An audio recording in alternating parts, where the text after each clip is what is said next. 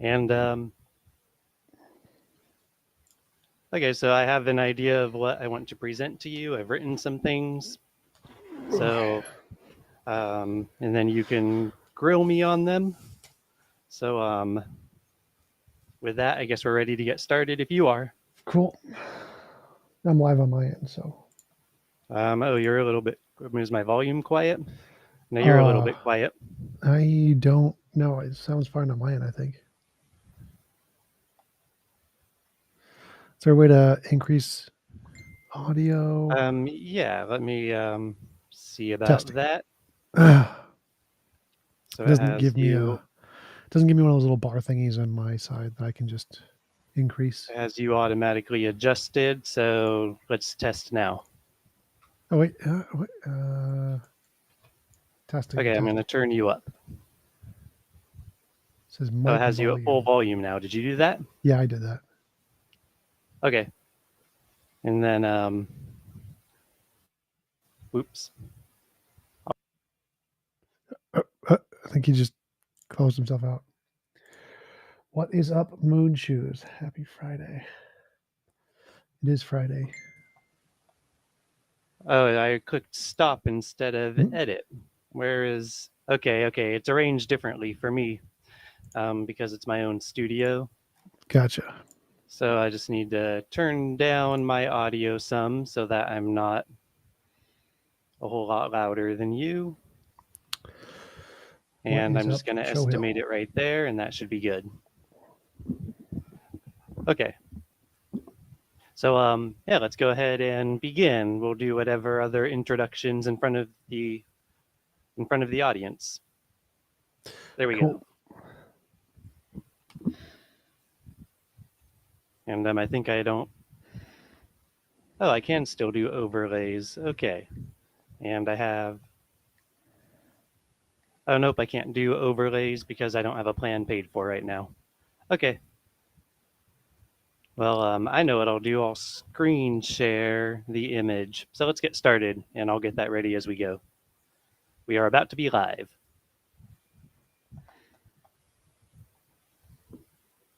Welcome all, and shalom, brothers and sisters. We have the reputable TJump, Tom Jump, with us. And yeah, thank you for inviting me to do this live stream with you. I really appreciate that. Sure. And here, let me open the image and do what I do. And go ahead and introduce yourself while I do that and say hello. I am TJump. I have a YouTube channel where I grow potatoes, different kinds of potatoes. Yorkshire are my favorite potato. They are the best kind of potato, objectively. And I grow cheese, lots of cheeses, mostly craft. Grow craft cheese. That's what I do.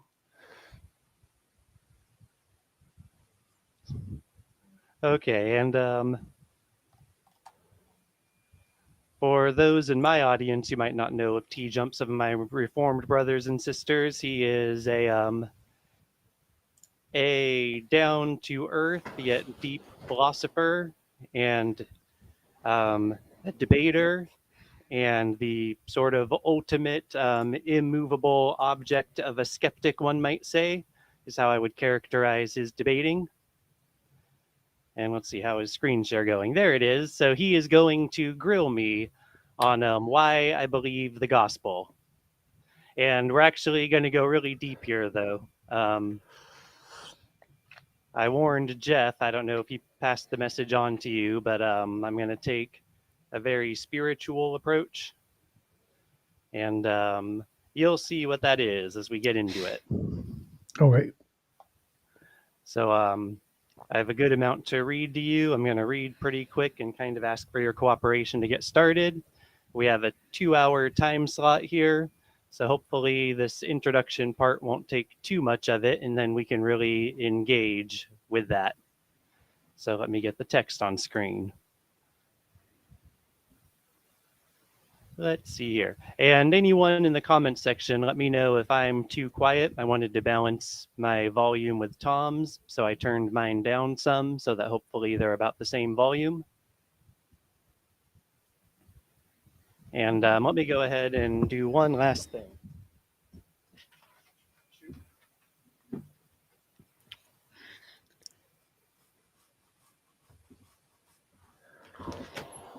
That's just the live stream and session do not disturb sign. I feel like you just like select all and then say read aloud. Oh, you're talking about on the screen here? Yeah, that's what I normally do. Whenever I have like text, I just click it all and make Word read it for me. Siri, read this. What I want to do is take away these annoying marks. That'll be Misspelled very Camish. fast. Yeah, I don't know how his name's spelled or if it just doesn't know his name. But I don't know if you know who Paul Camish is off the top of your head, but he's a really a good atheist friend of ours. He's a British man and a pilot, and so I don't know if that rings a bell. Nope. I think he did a modern day debate. Something, maybe. Yeah, I think he did one. He doesn't usually debate, but I do think he did a debate somewhere at one point. And okay, so here's what I have to say to you, Tom. You're not going to like it. So here we go. And I'll make it just a little bit bigger. There we go. Tom, you have never faced Christianity in combat before, Not true. but I intend to provide you that opportunity. In every case that I have ever known of, unbelievers will cosplay as if to fight Christianity, but they are not interested in the actual fight. I have managed to bring the champion Christianity before Paul Camish once, and he didn't know what to do with such a foe. Christianity is gustly, that's spiritual. And if one does not face that gustiness, that spirituality, as the opponent, then one does not face Christianity as an opponent.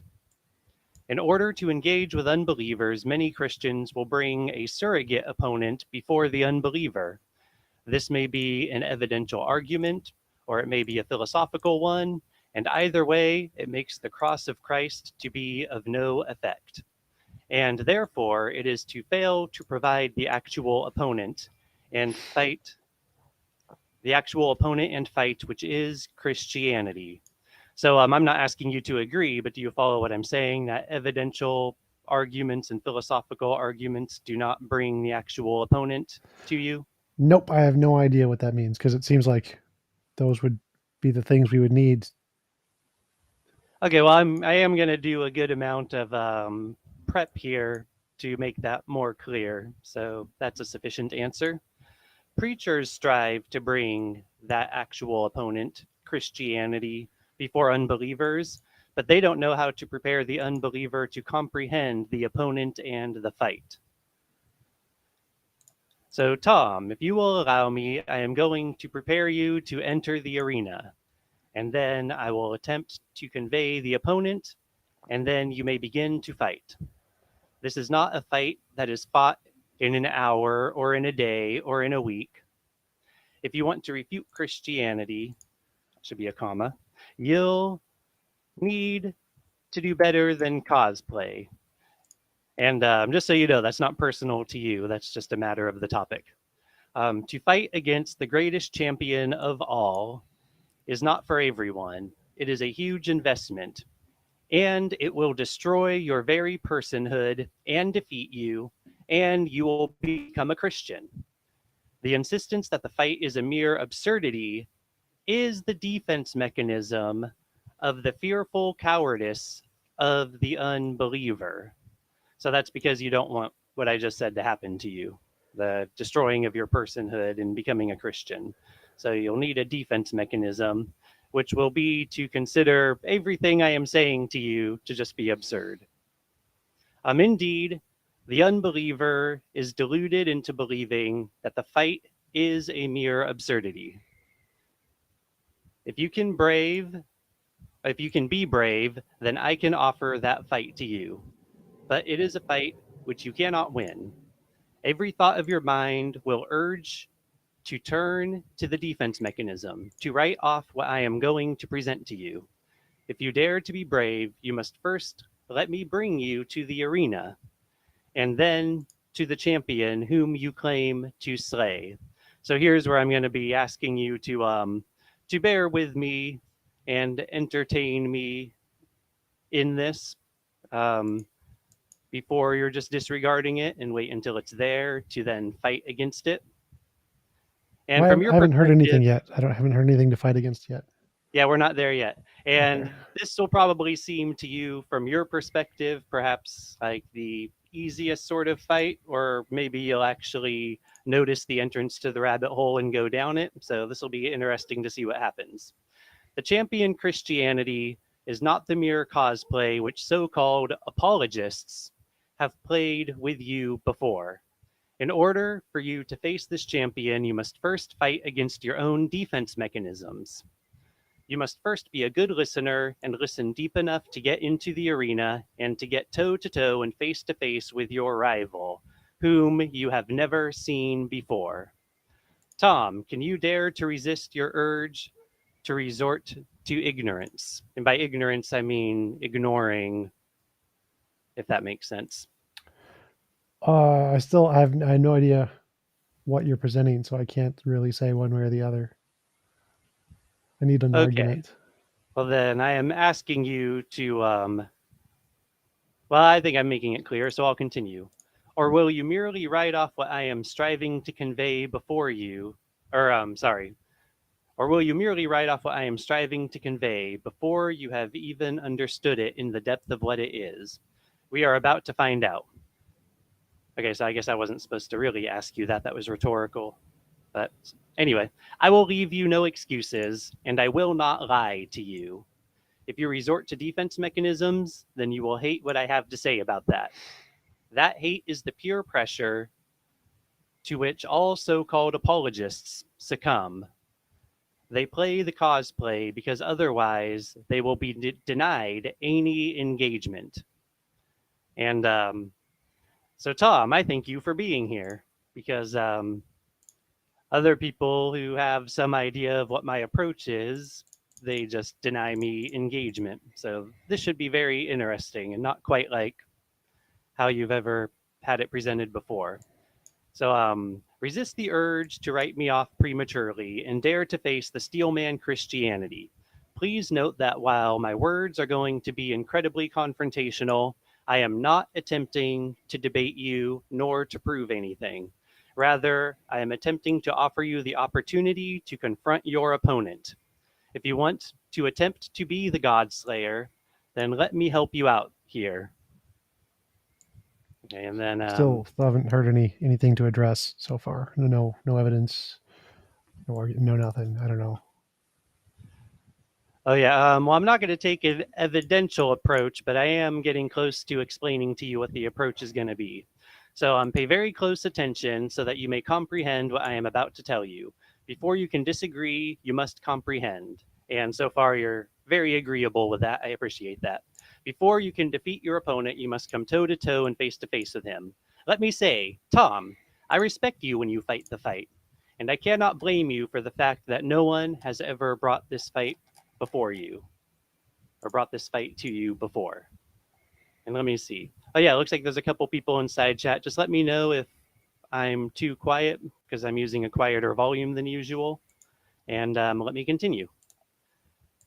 And the text will get bigger later on. Sorry, I didn't do a better size. Well, we could have just skipped like everything that you've said so far. Can we just skip straight to like an argument of some kind or some like because you need some way to show that Christianity isn't just a figment of human imagination. And to do that, you're going to need some kind of evidence. Yeah, so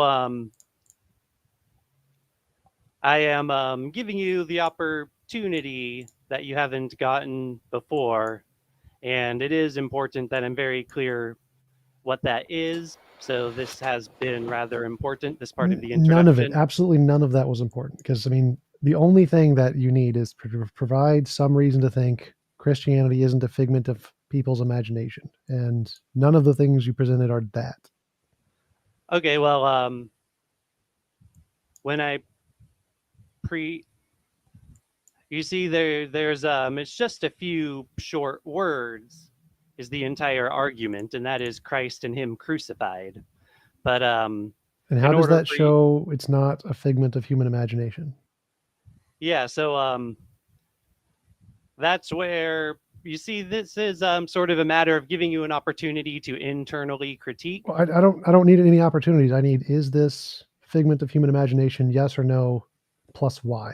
That's all I need. Okay, well, I can only present what is actually the Christian thing to present, and I know you're asking for something else, What? and so that's why I'm taking the required efforts to help you understand that distinction, so that then you may I have choose no to idea engage with it. what you're saying right now. So like, if Christianity is true, true means corresponds to reality and not just a figment of imagination. And so then you need to say, if Christianity is true, here is how we would know that it corresponds to reality and isn't just a figment of our imagination. Yeah, To well, do, we're about to get to some meat and potatoes. I do want to. There's some context I'm about to set here that I think is the segue into the meat and potatoes. And so, if I continue here, we'll get there pretty quick. At this point, I twice listened to TJump brutally destroyed by Jack, Angstrike, Minions, Physicalism, and Objective Morality debate. And they did not destroy you, but rather you stood strong. Do you remember that debate? yes. Okay, because in fact, you stood as a hero for atheism, and they were demeaning atheism down to a mere semantic wordplay. They were granting the supernatural and then using fancy terminology as a mere costume to play like they don't believe in anything supernatural. They never defeated your CD analogy, by which you asserted physicalism. How can they think they won that exchange? Well, it's because intuition blatantly declares the truth, and the truth is God Himself. They strive to deny God because they are attached to their own egos. John chapter 3 explains this matter with explicit clarity. The light has arrived unto the order, and the humans loved the darkness more than the light because their works had been toilsome. Because he who is practicing flaw hates the light and does not come toward the light, so that his works may not be refuted and corrected. As yet, he who achieves the truth comes toward the light, so that his works may be made obvious in this manner, that they are having been worked in God. You also strive to deny God because you are also attached to your own ego. Every darkness dweller needs a defense mechanism against the light.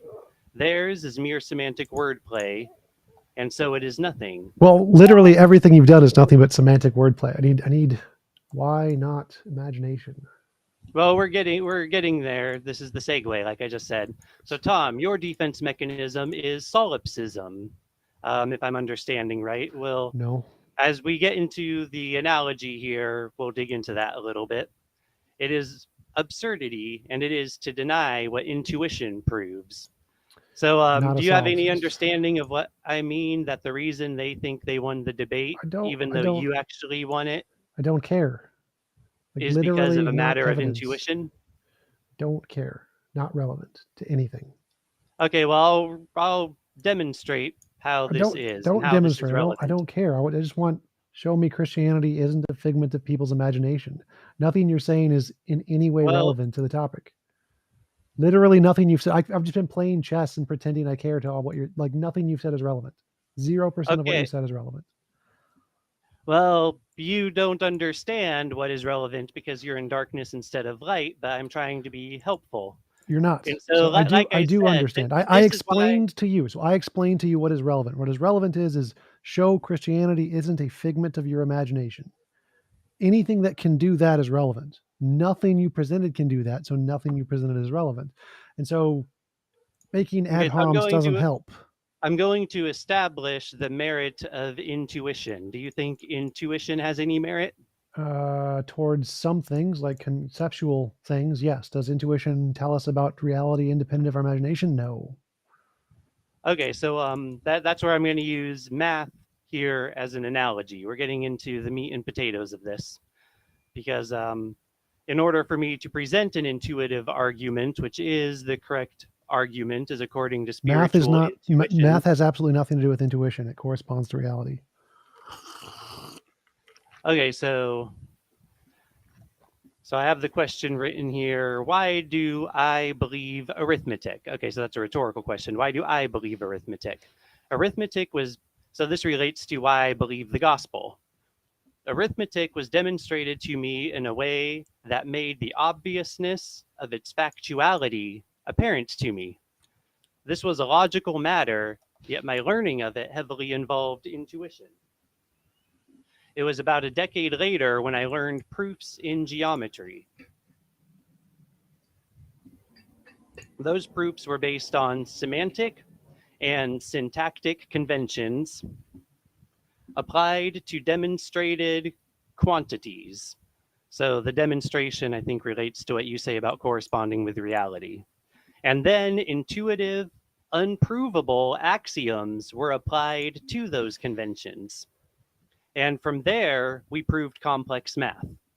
According to this, math is unproven because it is based on mere conventions and unprovable axioms.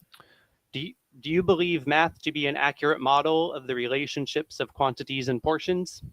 It's been demonstrated to it, so I believe it because there's evidence. Okay, so you believe it because it's been demonstrated. Yeah. So you're taking an evidential approach, not a logical proof approach? Yes. Okay. So we see that something as objectively obvious as math requires intuitive granting of unprovable facts. To reject math is foolishness. No, it doesn't. So that's false. Okay, well, as a matter of logical syllogism, it does. No, it doesn't. That's false. Because you're referring to scientific testing, which is a different system than logical syllogism. Neither of them do. So, I mean, it seems like you're making an argument that a God of the gaps fallacy or a tu quoque fallacy of, there's something we have to take. We have to believe math on faith. Therefore, it's reasonable to believe the Bible on faith. Like, no. No. What I'm doing right now is I need a footing, and the footing is the merit of the intuitive. And then as far as the evidence, that also does come into the picture. For instance, that Lord Jesus is referred to as the Lord of glory, and glory, glory means apparentness of excellency. So Lord of glory means the Lord of having his own excellency be apparent. This means both that he is Lord from the fact, as a result of the fact that his excellency is so very apparent, and also that he is the ultimate of having one's own excellency be apparent. Well, then I can just prove it's false because it's not apparent to the vast majority of the people on the planet. So if God was the Lord of excellency, which is apparent to everyone, and it's not apparent to everyone, then it's clearly false. Well, that's an appeal to consensus. No, it's an internal contradiction. So if you're saying that Jesus is the Lord of being apparent and he's not apparent, then that means that he's not Lord. Well, that would be like if everyone, let's say you were blind and the majority of humans were blind, and then you were to say that when I say that sunlight is apparent, your argument is that, well, sunlight is not apparent because the majority of us don't see it. Well, that's proof of your blindness according to an internal critique. So it's not an internal contradiction. We have an answer to that. Well, no, because that would then prove Jesus false, because he's apparent to the people he's apparent to, which means he's not apparent. That's what it means. So you can't, it's begging the question to say Jesus is the Lord of being apparent to the people he's apparent to. And that means so. Are you nothing. saying that the sunlight is not apparent, that the daytime is not apparent? It is apparent because most people can see it. That's what apparent means. No, apparent doesn't necessarily refer to appeal to consensus. Like I said, if over half of humanity were blind, the daytime would still be apparent. Apparent means clear or visible. So if the majority of people couldn't see it, then it would not be clear or visible. So like X-rays are not apparent. Some percentage of human beings, there's a genetic modification in some women who can see an extra dimension of light. But that's not apparent to everyone. It's just a very select few who can see it. So no. But I'm still not hearing like an argument of some kind. Like absolutely none of it is an argument. Yeah, I didn't say that I was going to come and do a debate, but I was going to let you grill me on why I believe was the way that it was framed to me, and that's what I'm going for. And you seem to be trying to get me to engage it in a way which is not the Christian way to engage it. And if you do that, then you're not facing the opponent because you're deeming the opponent to be irrelevant, which is fine, but then you're just not engaging the Christian topic. And that is why I have gone through lengths, because I know that you're a deep, well established thinker. And so I am going through lengths to help you out with that What in you're saying, so context like of all of you that. can believe for whatever reason you want to believe. You can believe because you fart pixies or whatever. I don't care why you believe. What I care about is it true? That's what I'm interested in. I don't care why you believe. Okay. And then the mic volume goes all over the place. I'm just turning myself up a little bit because you're getting a little bit louder now, which is a good thing. Okay. Well, you see, I'm trying to give you the opportunity to. Well, stop trying to give me the opportunity and actually just give me a reason to think it's true. Well, you don't have reason to think it's true. The Bible says so. So if you're talking about an Then internal. so if there's no reason to think it's true, then by definition you should not think it's true. Well, there is reason for the spiritually transformed person to think it's true. You have no reason to think it's true. Well, it And doesn't. so, When I ask for a reason to think it's true, I mean a reason that gives us anybody, you, me, anybody, a justification to think it's not a figment of our well, no, imagination. sorry, but you just told me that because it's not the majority of people that it's apparent to, that it doesn't count. Now No, you're that's just saying that's just the anybody. definition If of it's apparent. So anybody, that's no, already what I was doing. stop. So that's the definition of apparent. If only a small portion of people can see it, then it's not apparent to most people. But that's irrelevant to evidence. So I need evidence. Even evidence can be evidence for just you. It doesn't matter if it's visible to everybody else. If you have Okay, novel so testable predictions that demonstrate that God is real, that would be evidence for you, but you'd still need to provide some reason for anybody, you, me, anybody, to think it's not a figment of your imagination. yeah, so there are plenty of people who understand the reason very clearly. It is you who does not Well, understand. that's great. Tell Now, me what let the me reason clarify is. the semantics of apparent. I think that would help this I step don't I here. don't care about the semantics of parent. Tell me what the Well, reason you use the is. semantics of apparent to shoot me No, down. So no, now I no. care about the I semantics don't of apparent, I and I don't need to care. I don't care. clarify that. Bring up a reason to believe Christianity isn't a figment of human imagination. That's what I want to hear. I don't care about any of the semantics of any of the things you said because literally none of it was relevant. Why believe Christianity isn't a figment of human imagination made up by a bunch of goat herders 2,000 years ago? Well, it sounds like you want to engage with something other than Christianity. And if that's the case, I don't know why you What? invited to have a discussion with me. Wait, no, that is Christianity. So is Christianity true? You have to answer the question. Here's a reason to think Christianity is not made up by human imagination from goat herders. Those are Yeah, literally. but you're trying to have me do it according to an unchristian standard. Then I would be outside of the Christian topic, and that would defeat the whole purpose.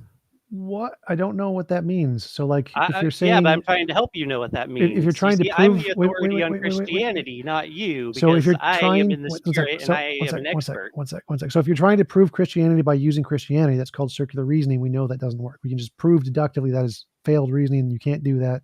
You lose. So if you're trying to say Christianity is true and I'm going to use Christianity to prove Christianity, well, that means you've lost. Well, we use reality to prove reality, right? We use existence to prove existence. No, And we can do it by observing existence, but we're no, still no, no. leaning on We're existence not. to prove existence, or else you're a solipsist. No, that's wrong. My direct experience is an object that does exist. And so my direct experience isn't like an argument. There's no premise. Direct experience is not a premise. It's a fact. It's something that literally exists. So if an object exists directly, you directly experience it. Great. That's great. Do we have direct experience of Jesus, do you think? Oh, definitely. So he is the light that has arrived into the world. Okay, So may where I is that? How do I directly citizen experience Jesus? well may I as the one with the burden of proof, may I attempt to convey what I intend to argue on my terms? Is that okay with you? Well, literally, you spent how many minutes? 30 minutes saying gibberish that had literally nothing to do with the topic. So, I It has mean, just everything to do with the topic. You're the one who no, doesn't understand. no. The topic is give me a reason to think Christianity isn't a figment of people's imagination. Nothing in the past 30 minutes has provided that. Well, that when I agreed to this, that wasn't the way it was framed up. I was told that you would give me space to say what I need to, and you do a good job listening, and that I would tell you why I believe, and we would talk about that. And I did the thumbnail that you would grill me on why I believe the gospel, not why I think you should believe the gospel. So Well, if you're just um, telling me why you believe, I don't you're care. just I don't care why you believe. You can believe for whatever reason you want. It makes you happy. That's fine. Like if you can just say it makes me happy, and I'm like, okay, I'm just telling you topic what I over. agreed to because you're telling me the topic's one thing, but you sent an agent to me who had me agree to a different topic than what you're saying. And so I'd like you to be patient to the agreement that was made on your behalf and honor that Yeah, and let typically when me someone says continue what with what I'm doing. reasons you believe, they're not things of just opinion. Like if you believe because you like it, that's fine. There's nothing to grill you on. If all you have is your subjective feelings, that's fine. There's nothing to grill you on there. It's just that's just your subjective feelings. No one you're irrational for believing that. If you think it's justified in any reason, but you can, it's totally fine. So if you would need to say, are your reasons purely your subjective feelings? If they are, that's fine. I have nothing to grill you on. If your reasons actually provide a justification to believe it's true, then that would be what I'm interested in. Well, okay, but I'm not asking you to make this about what you're interested in. I'm asking you to live up to the agreement that you sent someone to make with me. So if I may read the agreement, he said, "Hi there. Would you be open to having an online discussion with TJump about why you are a Christian and more specifically, why you believe in Christianity is true?" Yes, And then he true. said, What "Tom does is an true atheist mean? who's deeply interested in religion, What theology, and does philosophy." true mean? What does the word true mean? Jesus Christ. No. Can you show me the dictionary which gives that definition? No, I'm disagreeing with the dictionary. Well, so if someone sends you an email, you have to accept their definition. So what is Jeff's definition of true in that email? Oh, so why I believe Christianity is true. Okay, okay. I'll hang with you there. That's fine. I was just answering your question when you asked it.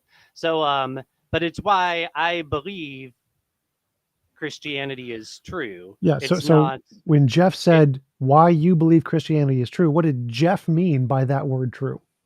well, I think well, the part I'm dwelling on is why I believe Christianity is true. You're trying to change it to why I think you should be convinced Christianity No, no, is no, no, true. And no. that's not what I agreed to. When a person asks you a question, you have to use all of their definitions. They get to tell you what they mean. So when Jeff asked you a question, why do you believe Christianity is true? All of those words are Jeff's definition. You don't get to define any of those words because the answer you're responding to is Jeff's question. If you change the Well, definition of any of those words, it's called a straw man fallacy. So what you need to do is you need to answer the question Jeff asked. Why do you believe Christianity corresponds to reality and is not a figment of your imagination? Because that's what true means. Corresponds to reality, not a figment of your imagination. That's Okay, what so I true can agree means. with that. The place is that it's why I believe it, but you're trying to change it to Yes. Why why do I you think you believe should be compelled to agree. Christianity? Why do you believe Christianity corresponds to reality and is not a figment of your imagination? Yeah, and it's okay if you think my reason is stupid, but I agreed to give my What reason, is the and you reason? Just keep. tell me any reason. Nothing you've said so far has given me a reason of why you think Christianity corresponds to reality and is not a figment of your imagination. That's the part I've been looking for. That's what I've been waiting for the whole time. Yeah, so the next sentence he said was that you're deeply interested, but as I try to go deep with it, With the you're truth. saying that that's a waste of time. No, no, no. I'm deeply interested in the truth. And the truth is what corresponds to reality not a figment of your imagination. That's what I'm deeply interested in. So again, you need to answer the It question. says but you don't think religion's true, do you? It says Religion Tom is an is atheist who's deeply interested in religion, theology, and religion is philosophy. a thing. It definitely exists. But again, this has nothing to do with the topic. So why do you think Christianity corresponds to reality and is not a figment of your imagination? And it says he's rigorous and Why skeptical, do but you keep also reading the question? open-minded and Stop, fair. stop, or I'm just going to mute you on Because my you're end. not living up to the I'm just going to agreement. mute you on my end. No, I'm living up to exactly the agreement as I've just explained to you. Truth No, we is just read it to the correspond to audience. They reality. can see that you are not living up Dumbass, to the agreement. dumbass, You are not being dumbass, open-minded. You are not letting it be dumbass, about why I believe. dumbass. What does truth mean? You fucking dumbass. Okay, What does the I just need word to, truth there mean? won't be cussing on my channel, Dumbass, okay? what does the word truth mean? Okay, Tom, I need you to know there won't be cussing like that on my channel. That's not what I do, okay? So this can continue or it can end, but there won't be cussing. Dumbass is gone. Okay.